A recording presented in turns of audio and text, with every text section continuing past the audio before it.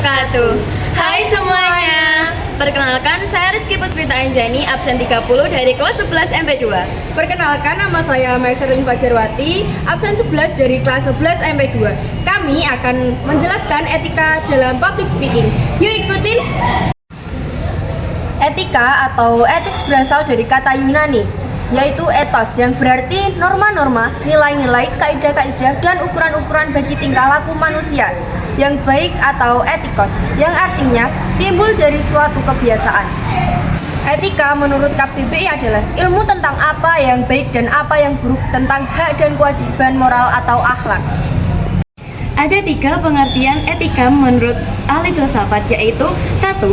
Menurut Kiefertens, yaitu nilai dan non-moral yang menjadi pegangan bagi seseorang atau suatu kelompok dalam mengatur perilaku. Yang kedua, menurut W.C.S. Darminto, yaitu ilmu pengetahuan tentang suatu perilaku atau perbuatan manusia yang dilihat dari sisi baik dan buruknya yang dapat ditentukan oleh akal manusia. Yang ketiga, yaitu menurut Prof. Dr. Franz Magnus Suseno, yaitu ilmu yang mencari orientasi atau ilmu yang memberikan arah dan pijakan dalam tindakan manusia. Lalu, gimana sih public speaking yang beretika itu?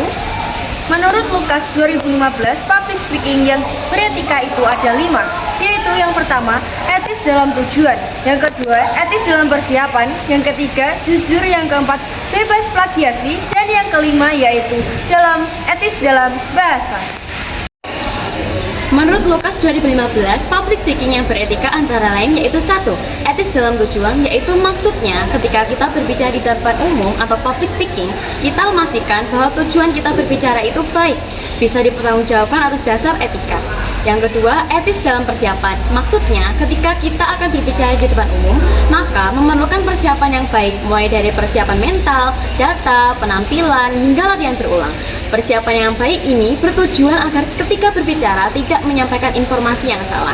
Yang ketiga yaitu jujur. Maksudnya, bebas dari pernyataan yang salah atau sengaja menipu, menyajikan statistik, kesaksian, dan jenis bukti secara adil dan akurat, mengandung penalaran yang valid. Jika menyertakan alat bantu visual, maka dipastikan menyajikan fakta dengan jujur dan andal. Yang keempat yaitu bebas plagiasi.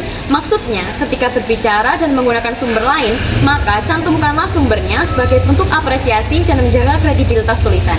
Yang kelima yaitu etis dalam bahasa.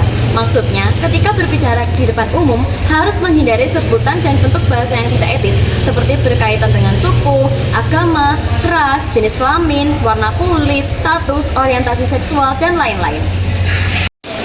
Ciri audiens yang beretika yaitu 1. Mendengarkan dengan sopan dan penuh perhatian. Yang kedua, menghindari prasangka buruk pada pembicara. Yang ketiga, menjaga kebebasan dan ekspresi ide yang terbuka. Demikian sedikit materi yang dapat kami sampaikan tentang etika di dalam public speaking. Terima kasih. Wassalamualaikum warahmatullahi wabarakatuh. Sampai jumpa.